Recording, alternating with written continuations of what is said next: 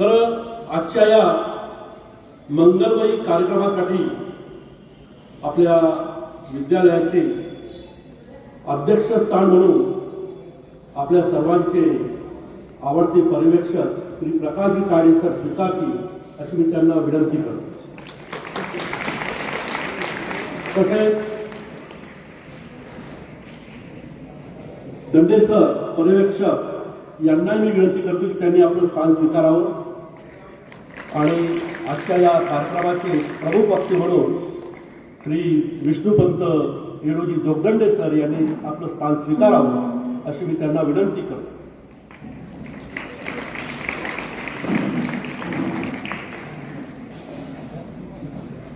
आपणास माहितीच आहे की आपला भारत देश हा साधू संतांनी नटलेला असा हा देश आहे। आपल्या भारतीय संस्कृतीला संतांचं वारसा मिळालेला आहे। त्यापैकीच संत शिरोमणी रविदास यांची आज 650वी जयंती या ठिकाणी आपण साजरी करत आहोत। मित्रांनो, हा जो दिवस आहे हा 1 फेब्रुवारी या दिवशी त्यांची जयंती आहे, परंतु रविवार असल्यामुळे सुट्टी असल्यामुळे तो कार्यक्रम आपण आजच्या या दिवशी घेत आहोत। तर सर्व मान्यवरांना मी अशी विनंती करतो की त्यांनी अशी मी त्यांना विनंती करतो। तो हा या ठिकाणी मी आपल्यासमोर साजरा करतोय।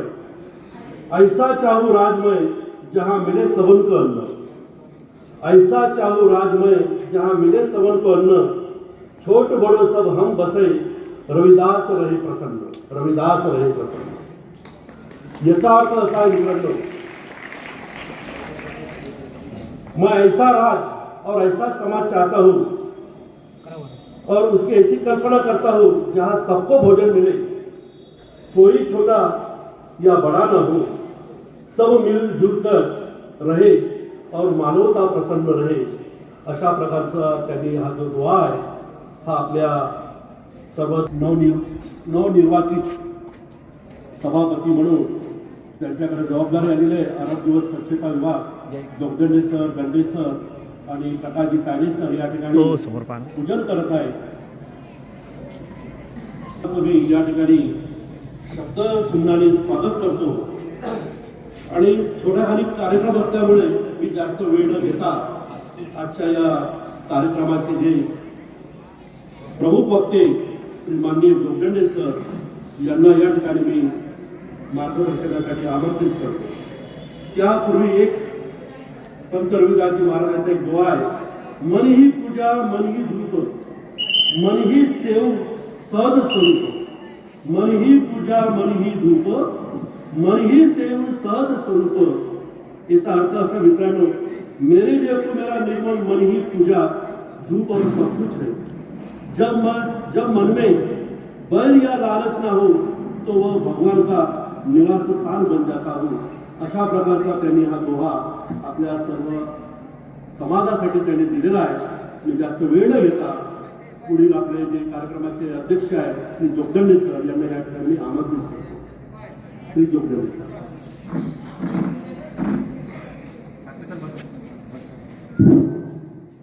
बड़े बड़े सावधान विद्यार्थी मित्रांनो,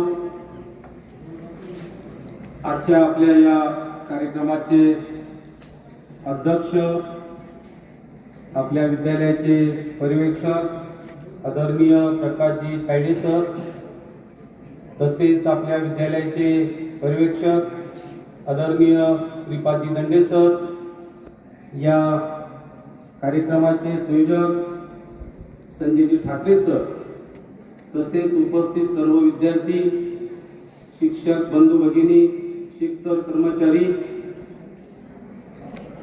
सरांनी सांगितलंय संत रविदास महाराज जयंती काल साजरी झाली। महामानव डॉक्टर बाबासाहेब आंबेडकर, समतेचे नायक शाहू फुले आंबेडकर, राष्ट्रमाता जिजाऊ रमाई सावित्रीबाई फुले, तसेच काल ज्या संत श्री शिरोमणी रविदास महाराज यांची पौर्णिमेला जयंती साजरी झाली. 649वी जयंती आहे. 1398 मध्ये संत रविदास महाराज काशी, मथुरा, वाराणसी या ठिकाणी त्यांचा जन्म झाला. 14व्या शतकामध्ये संत महात्मे जन्माला आले. आपल्याला माहीत आहे महाराष्ट्र देखील हा संतांची भूमी आहे. ज्ञानी रचला पाया तुका झालेसे कळस. संत ज्ञानेश्वरापासून तर संत तुकारामापर्यंत आपण पाहतोय. तसंच हा जो भारत देश आहे, या भारत देशामध्ये अनेक भाषा बोलल्या जातात. आपल्या महाराष्ट्रात आपण मराठी भाषा बोलतो.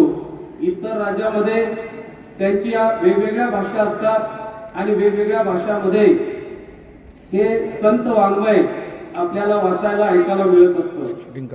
तसं संत रविदासाने त्या काळामध्ये 14व्या शतकामध्ये साधारणतः 650 वर्ष झाली आणि ठाकरे सरांनी म्हटलं सबंक मिळे अन्न रविदास लय प्रसन्न, की तो एक काळ होता. अन्न, वस्त्र, निवारा, शिक्षण, ऊर्जा ह्या आपल्या मूलभूत गरजा आहेत. आज आपल्या ह्या पूर्ण होत आहेत आणि त्या काळामध्ये अन्न मिळत नव्हतं आणि सर्वांना अन्न मिळालं पाहिजे म्हणून अशा प्रकारचा डोहा त्या काळामध्ये संत रविदासांनी म्हटलेला असावा. एक समाज व्यवस्था अतिशय खराब म्हणावी लागेल की त्या काळामध्ये उच्च नीच, जातीभेद मोठ्या प्रमाणात होता. आज तो आपल्यामध्ये नाही. आज आपण सर्वजण सर्वधर्म समभाव पाळतो, एकमेकांचे डबे खातो, एकमेकांशी आंदोलन करतो, एकमेकांच्या कार्यामध्ये सहभाग घेतो.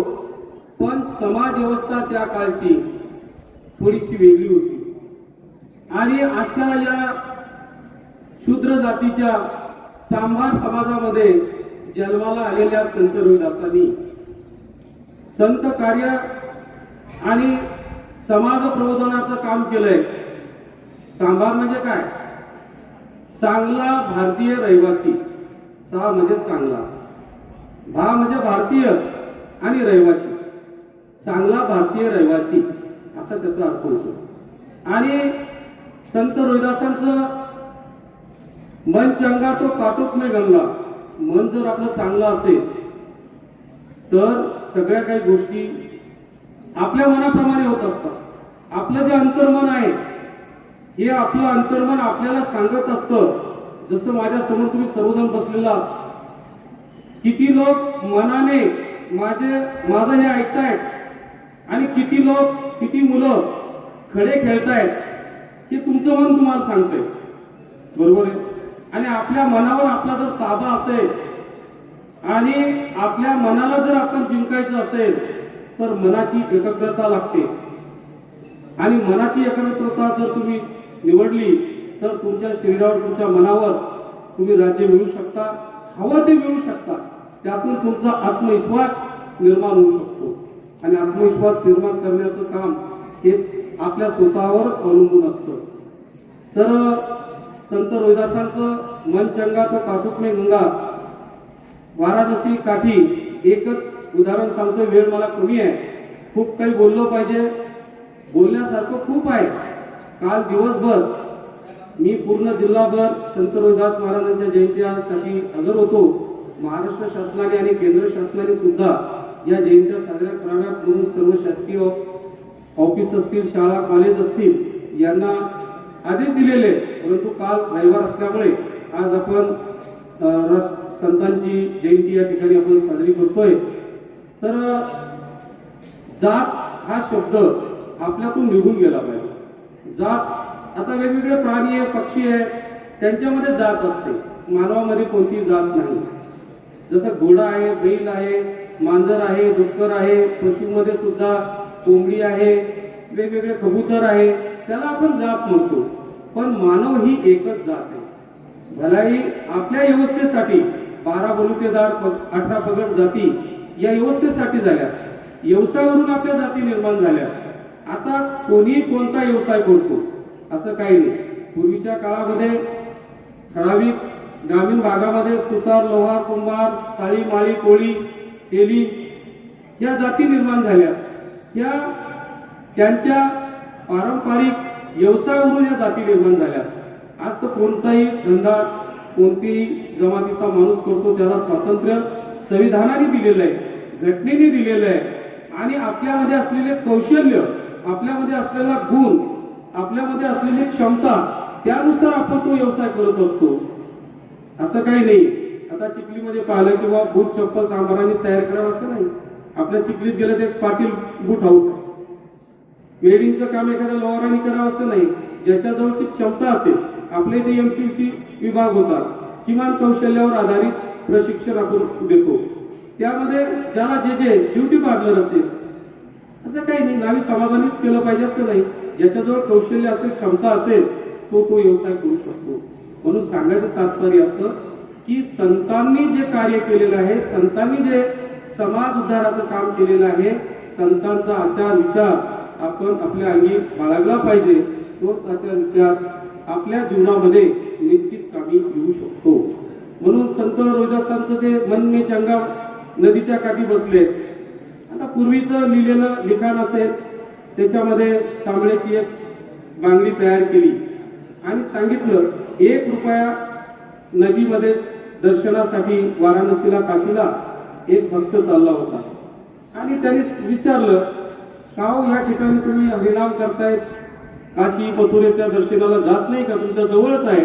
त्याने सांगितलं की हो, माझ्या जवळच आहे, मी जिथं बसलोय त्या ठिकाणी ती नदी माता, काशी माता माझ्या जवळच आहे. फक्त एक काम कर, तू चालला का नदीमध्ये, हा 1 रुपया माझा घेऊन जा. आणि 1 रुपया, आज आपण त्याला 1 रुपया म्हणतो, त्या काळातला 1 पैसा असेल, काही नाणं असेल, ते त्यांनी नेलं आणि नदी मातेला सांगितलं की हे माते, या रोहिदासाने तुला हे नाणं दिलेलं आहे. ते नाणं त्यांनी टाकलं. त्या ठिकाणी साक्षात सांगितलं जातं, इतिहासामध्ये आहे, पुस्तकात लिहिलेलं आहे, त्यानुसार मी सांगतो. तर ती साक्षात त्या ठिकाणी प्रसन्न झाली. तिने सांगितलं की हे कंगन त्या रोहिदासाला लिहून दे. समोरचा भक्त भयभीत झाला आणि त्यानं पाहिलं, त्या मातेचं दर्शन घेतलं आणि तो परत आला आणि त्या रोहिदासाचं दर्शन घेतलं की भक्ती तुझ्यात आहे, माझ्यामध्ये नाही. कारण तुझा निरोप तिथपर्यंत गेला आणि काशी माताने तुला कंगन पाठवलं, तेव्हा त्याच्या समोर एक कटोरा होता आणि त्या कटोऱ्यात त्यांनी बांगडी तयार केली आणि त्यात ते टाकलं, त्यातूनही बांगडी तयार झाली. म्हणून मन चंगा तू पाठवून मी गंगा, हा याचा अर्थ आपल्याला या ठिकाणी मी सांगू शकतो. सांगण्यासारखं भरपूर आहे. विद्यार्थी मित्रांनो, वेळ मला कमी आहे, तरी आजच्या प्रसंगी मला आयोजकाने या ठिकाणी बोलण्याची संधी दिली, त्याबद्दल त्यांना धन्यवाद देतो, त्यांचे आभार मानतो. जय हिंद, जय भारत.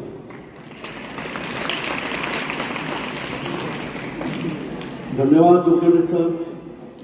आताच आपण जोगेंद्र सर यांचं मार्गदर्शन, त्यांचे जे विचार आहे ते विचार आपण संत शिरोमणी रविदासजी महाराज यांचं ते आपण ऐकलेलं आहे. यानंतर पुढचा जो कार्यक्रम आहे आभार प्रदर्शन. सर्वप्रथम मी या ठिकाणी तुमच्या सर्वांचं मी मनपूर्वक आभार मानतो, कारण हा कार्यक्रम तुम्ही अतिशय शांततेने ऐकला. त्याच्यानंतर या ठिकाणी शिक्षकेतर आभार व्यक्त करतो आणि अध्यक्षाच्या वतीनं हा कार्यक्रम या ठिकाणी संपला असे मी जाहीर करतो. पुढील एक सूचना आहे माझी, मानधन तत्वावर असणारे शिक्षक सोडून बाकीचे जे सर्व शिक्षक आहेत, कर्मचारी आहेत, प्राध्यापक आहेत, त्यांनी रूम नंबर 12 मध्ये यायचं आहे, कारण इन्कम टॅक्स याविषयी बैठक